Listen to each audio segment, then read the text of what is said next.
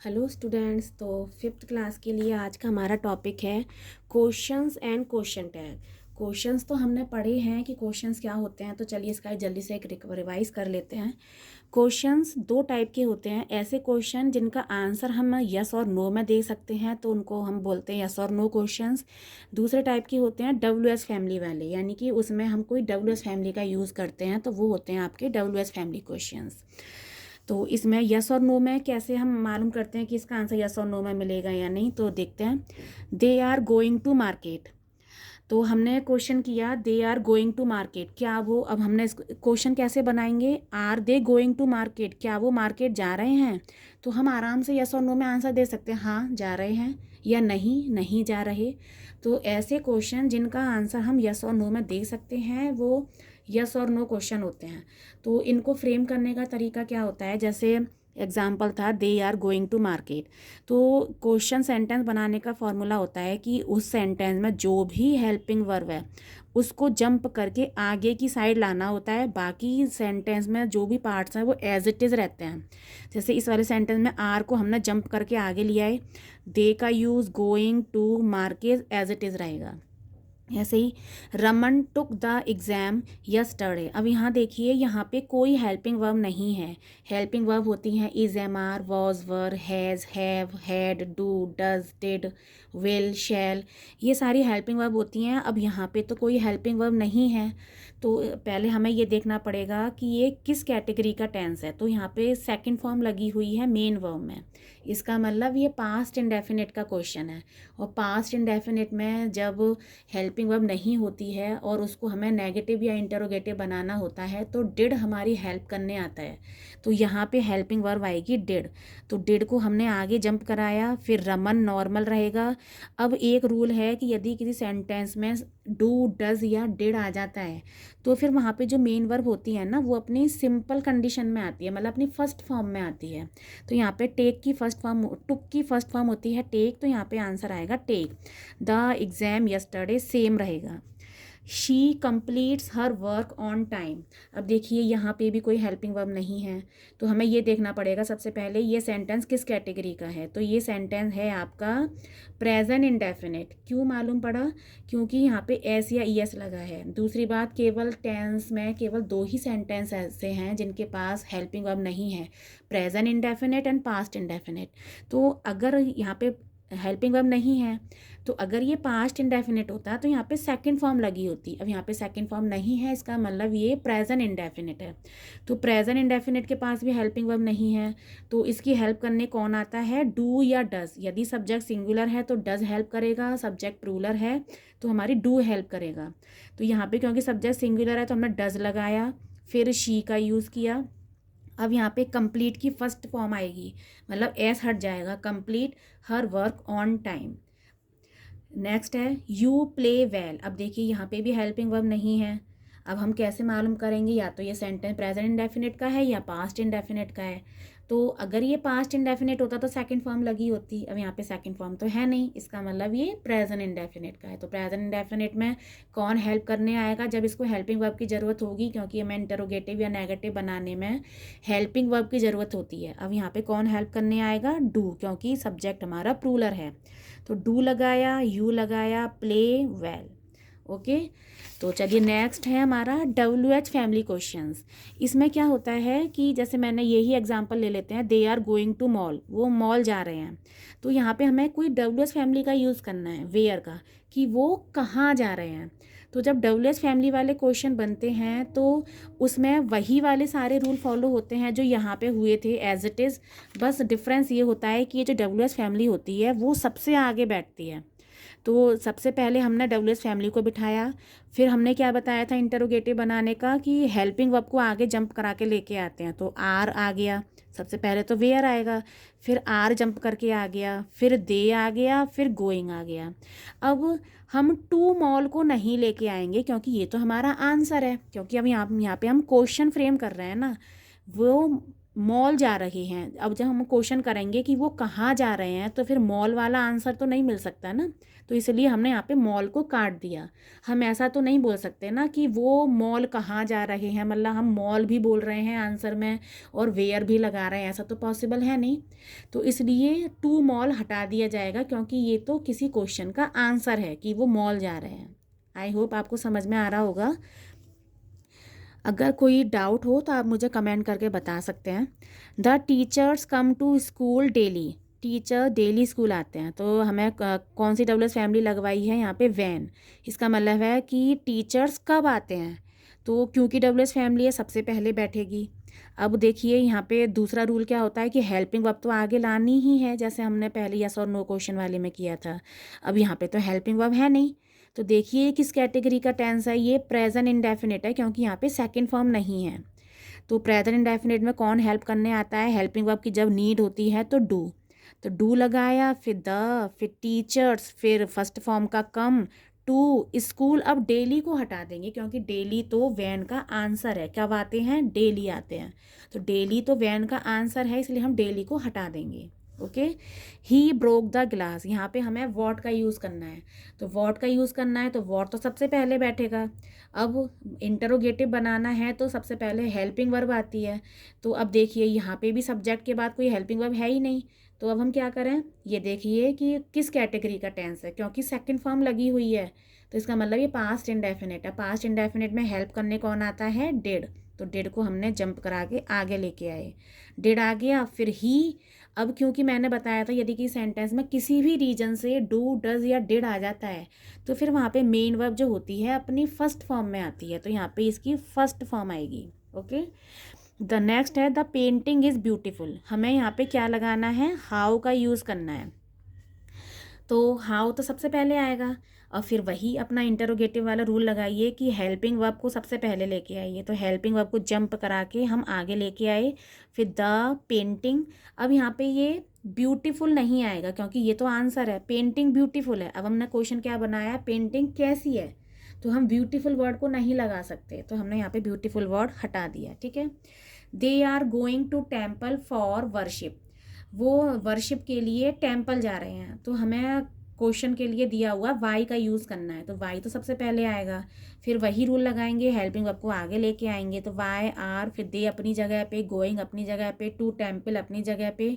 अब वो क्यों जा रहे हैं, वर्शिप के लिए जा रहे हैं, तो हम फॉर वर्शिप हमें हटाना पड़ेगा, क्योंकि ये तो वाई का आंसर है। ठीक है, तो ये हमने हटा दिया। तो इस तरीके से ये दोनों टाइप के सेंटेंस बनते हैं। अब एक और टॉपिक है इसी में, क्वेश्चन टैग क्या होता है। तो क्वेश्चन टैग का मतलब होता है कि हम किसी, जैसे हमने सेंटेंस बोला कि कल आप ये काम करके आना, फिर हम एक छोटा सा बोलते हैं कुछ लाओगे ना करके, तो थोड़ा सा जो हम इस टाइप से बोलते हैं ना, उसी को हम क्वेश्चन टैग कहते हैं। तो इसके रूल्स क्या हैं, स्टेप 1 है कि सबसे पहले हेल्पिंग वर्ब को आगे लेके आते हैं। मैं अभी जब आपको एक्सप्लेन करूँगी अपनी वर्कशीट से तब आपको क्लियर समझ में आ जाएगा, जब तक हम अपने रूल्स कर लेते हैं। स्टेप 1 है कि उस सेंटेंस में जो भी हेल्पिंग वर्ब है उसको आगे लाइए। दूसरा स्टेप है, यदि सेंटेंस पॉजिटिव है तो नॉट लगाइए, और यदि नेगेटिव है तो नॉट नहीं लगाइए। स्टेप 3 है, उस सेंटेंस में जो भी प्रोनाउन है वो भी अपनी सब्जेक्टिव फॉर्म का जो स्टार्टिंग में दिया गया होगा वो लेके आइए। फोर्थ स्टेप है, क्वेश्चन मार्क का साइन लगाइए। ठीक है।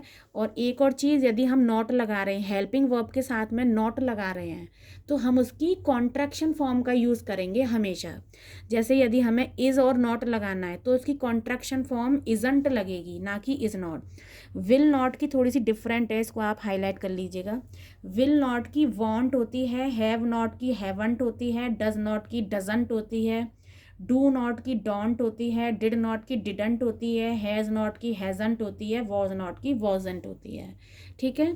तो चलिए हम जल्दी से इसकी वर्कशीट कर लेते हैं ताकि आपको सब चीज़ क्लियर हो जाए। ये गई हमारी वर्कशीट।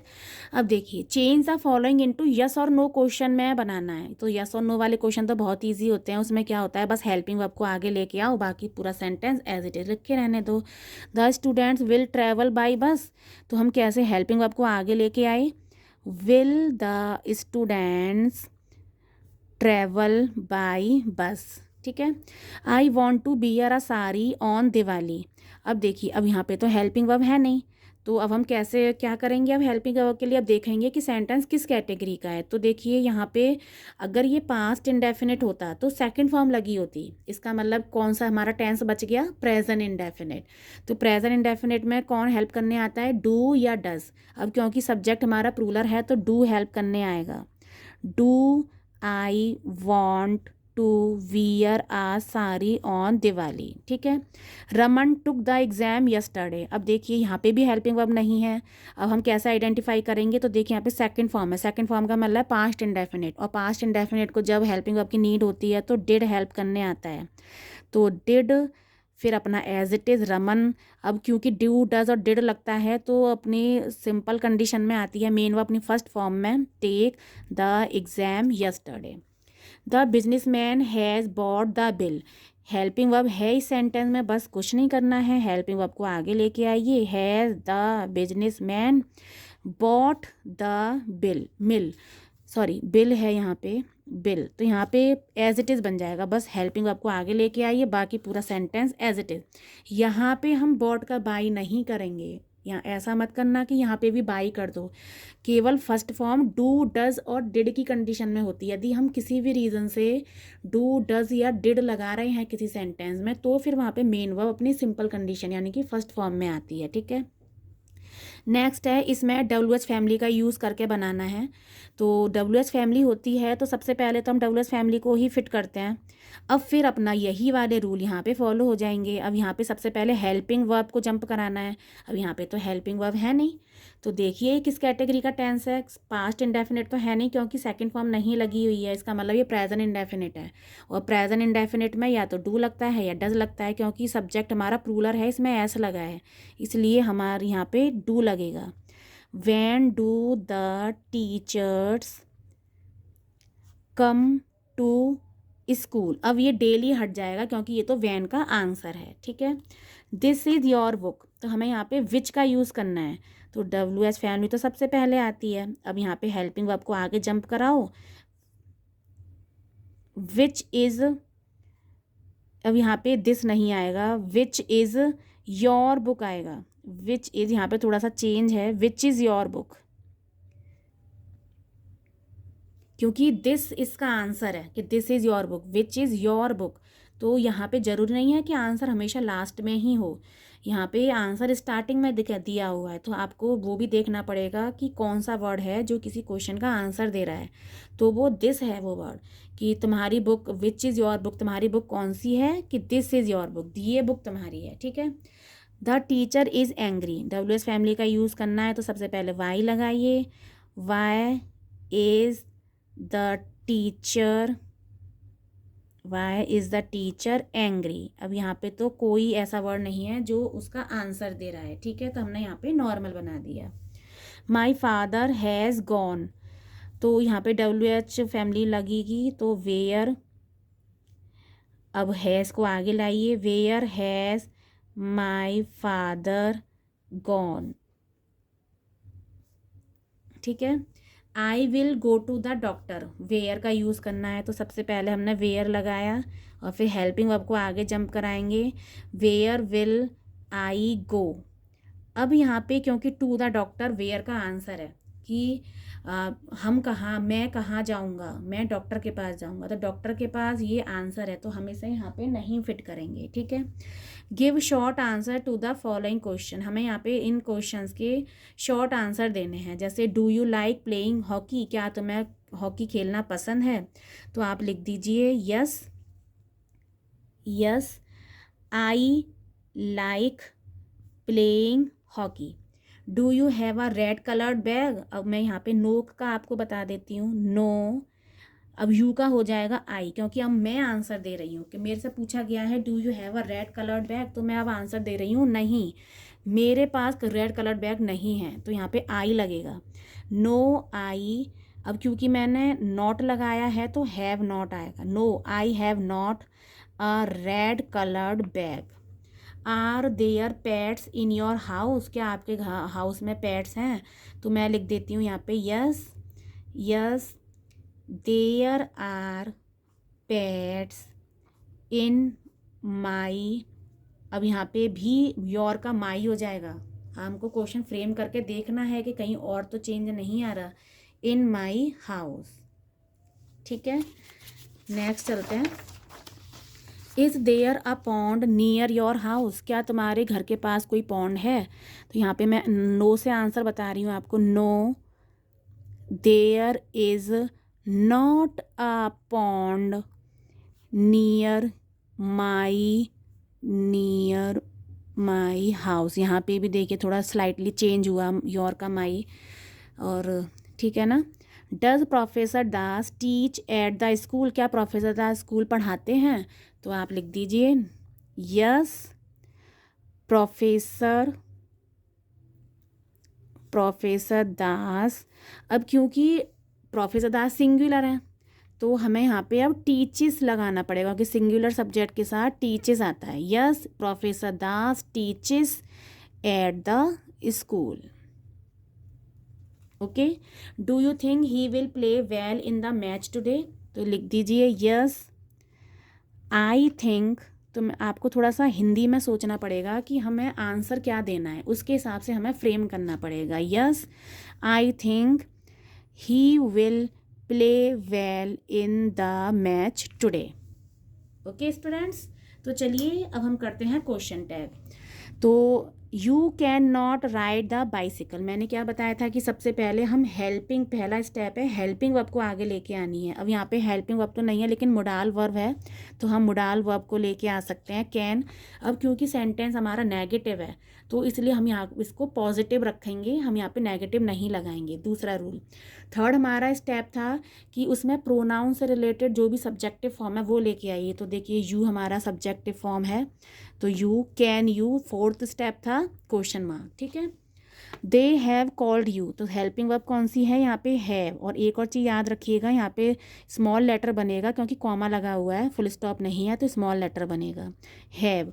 अब देखिए क्योंकि ये पॉजिटिव सेंटेंस है तो नेगेटिव बनाना है तो नॉट लगेगा, वो भी विद कंट्रैक्शन फॉर्म। तो हमने यहाँ पे कॉन्ट्रैक्शन फॉर्म लगा दी हैवंट।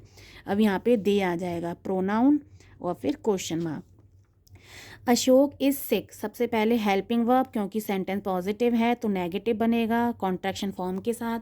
अब यहाँ पे हमें प्रोनाउन लगाना है लेकिन यहाँ पे तो कोई नाउन है, तो हम नाउन की जगह पे इसका प्रोनाउन फिट करेंगे। तो अशोक क्योंकि एक लड़का है ना, तो हम यहाँ पे ही का यूज़ करेंगे, ठीक है। सुभाष हैज़ लेफ्ट, सबसे पहले हेल्पिंग वर्ब आई, क्योंकि सेंटेंस पॉजिटिव है तो नेगेटिव की कॉन्ट्रैक्शन फॉर्म लगेगी हैज़न्ट। सुभाष भी एक लड़का है तो ही का यूज़ और question mark. You know his name, अब यहाँ पे देखिए हेल्पिंग वर्ब नहीं है, तो हेल्पिंग वर्ब नहीं है तो वही रूल लगेगा। हेल्पिंग वर्ब नहीं है तो देखिए किस कैटेगरी का टेंस है। अगर ये पास्ट इंडेफिनिट होता तो सेकंड फॉर्म लगी होती, लेकिन यहाँ फर्स्ट फॉर्म है, इसका मतलब ये प्रेजेंट इंडेफिनिट है। अब प्रेजेंट इंडेफिनिट को नीड हुई है हेल्पिंग वर्ब की, तो क्या आएगा? डू आएगा, क्योंकि सब्जेक्ट हमारा सिंगुलर है, वो सॉरी प्लूरल है तो डू आएगा। अब क्योंकि सेंटेंस पॉजिटिव है तो नेगेटिव बनेगा, तो डोंट हो गया। थर्ड है अपना प्रोनाउन लेके आइए और क्वेश्चन मार्क का साइन लगा दीजिए।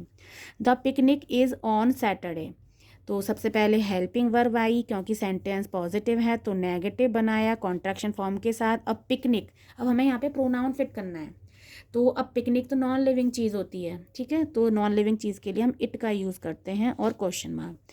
He broke the glass, helping verb की नीड है हमें, सबसे पहले हेल्पिंग वर्ब तो है नहीं, तो देखिए टेंस किस कैटेगरी का है? पास्ट इंडेफिनिट, क्योंकि यहाँ पे ब्रोक सेकंड फॉर्म लगी है, तो इसको हेल्प करने कौन आएगा? डिड। पास्ट इंडेफिनिट में डिड आता है क्योंकि सेंटेंस पॉजिटिव है तो नेगेटिव बनेगा डिडंट, और फिर प्रोनाउन आ जाएगा और फिर question mark. Sania will win tomorrow, तो अब यहाँ पे हेल्पिंग वर्ब है आपकी विल। अब क्योंकि सेंटेंस पॉजिटिव है तो नॉट लगेगा, लेकिन विल और नॉट की कॉन्ट्रैक्शन फॉर्म होती है वांट। थर्ड है प्रोनाउन लेके आना, अब क्योंकि यहाँ पे प्रोनाउन एक गर्ल है तो शी आ जाएगा और फिर question mark. The children have finished the work, सबसे पहले हेल्पिंग वर्ब, अब क्योंकि सेंटेंस पॉजिटिव है तो नेगेटिव की कॉन्ट्रैक्शन फॉर्म। अब क्योंकि चिल्ड्रन है, चिल्ड्रन का मीन्स एक से ज़्यादा, तो एक से ज़्यादा ही कंडीशन में प्रोनाउन कौन सा होता है? दे और question mark. The painting is beautiful, सबसे पहले हेल्पिंग वर्ब को लेके आइए, फिर नेगेटिव बनाइए क्योंकि सेंटेंस पॉजिटिव है, फिर प्रोनाउन लेके आना है, तो प्रोनाउन में यहाँ पे ये नॉन लिविंग चीज़ है तो इट का यूज़ होगा और question mark. He has done well, helping verb लेके आइए क्योंकि सेंटेंस पॉजिटिव है तो नेगेटिव बनाइए, प्रोनाउन लेके आइए ही, और फिर question mark. I hope student आपको समझ में आया होगा। आप मेरी वीडियो तो 1-2 बार अच्छे से देखिए तो आपको सब डाउट्स क्लियर हो जाएंगे। फिर भी आपको कुछ डाउट्स रहते हैं तो आप कमेंट करके मेरे से आंसर पूछ सकते हैं, मैं आपको कमेंट में आंसर दे दूँगी। ठीक है, ओके, बाय, थैंक यू।